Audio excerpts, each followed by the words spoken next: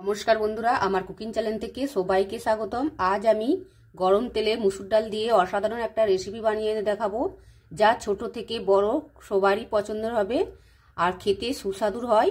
দেখতে যতটাই সুন্দর তার চেয়ে খেতে আরও সুন্দর হয়। তো রেসিপিটা বানানোর জন্য নিয়েছি 1 বাটি মুসুরির ডাল। তো মুসুরির ডালটাকে আমি ভালো করে 2-3 বার জল দিয়ে ধুয়ে আমি ভিজিয়ে রাখবো 1 ঘন্টার জন্য। তো 1 ঘন্টা পর আপনাদের একেবারে ধুয়ে দেখাচ্ছি। তো ধুয়ে নিয়ে চলে এসেছি একবারে, আর এটা ফুলে ডবল হয়ে গেছে ভিজানোর পর। তো এবার একটা মিক্সির জার নিয়েছি, মিক্সির জারে ডালগুলো দিয়ে দেব। তো এখানে গ্রাম হিসাবে 100 গ্রাম আমি মুসুর ডাল নিয়েছি, আর নিয়েছি একটা ছোট সাইজের আলু, এরকম চৌকো করে কেটে নিয়েছিলাম আগে থেকে, দিয়ে দিলাম। আর দেব আদা কুচি, আর দেব একটা বড় সাইজের কাঁচা লঙ্কা 2 টুকরো করে দিয়েছি, আর দেব জল, আর সামান্য এখানে জল দেব 2 চামচের মতো, দিয়ে একটা মিহি পেস্ট বানিয়ে নেব।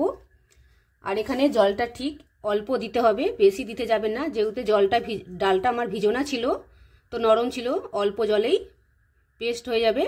তো এবার আমি একটা বাটি নিয়েছি, তো পেস্ট করে নেওয়ার পর আমি একটা বাটির মধ্যে ঢেলে নেব। তো ঢেলে নিয়েছি, এর মধ্যে কিছু আমি মশলা ব্যবহার করব।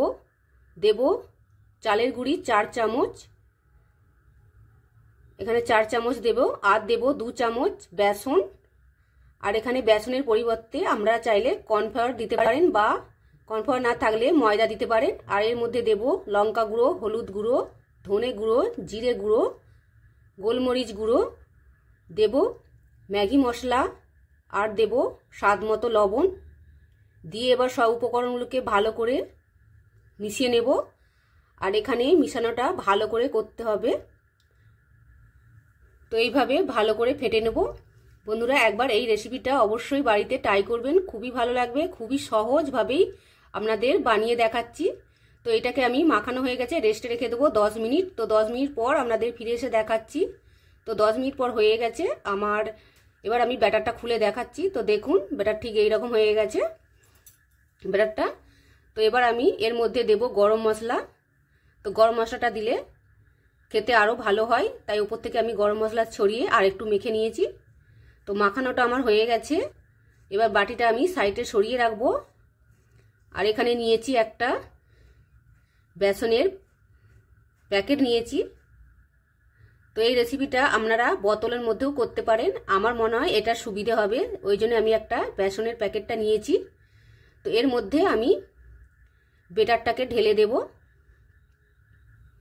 তো পুরো ব্যাটারটাকেই আমি ঢেলে দেবো, আস্তে আস্তে চামচ দিয়ে তুলে নেব।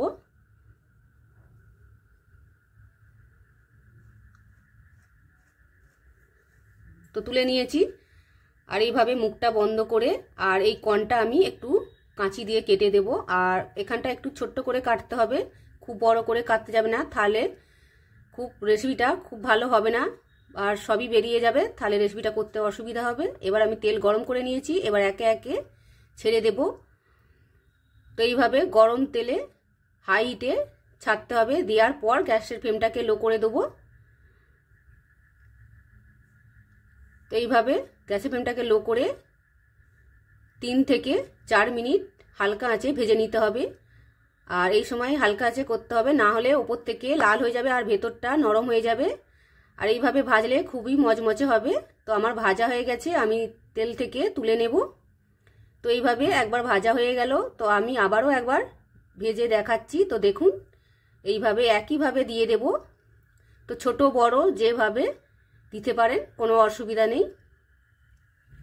তো এইভাবে আমি আবারও গ্যাসের ফ্লেমটাকে লো করে, দেওয়ার সময় কিন্তু হাই হিটে রাখতে হবে, আর দেওয়ার পর এখানটা গ্যাসের ফ্লেমটাকে লো করে দিব। দিয়ে আমার দেখুন আবারও ভাজা হয়ে গেল একইভাবে। তো দেখতেই পাচ্ছেন আমার সবগুলোই ভাজা হয়ে গেছে, আর দেখতে কেমন হয়েছে দেখতেই পাচ্ছেন।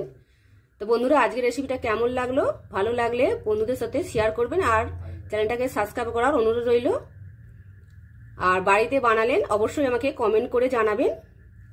আর দেখতে কুরকুরের মতো লাগছে, তো ভেঙে দেখালাম কতটা সুন্দর হয়েছে।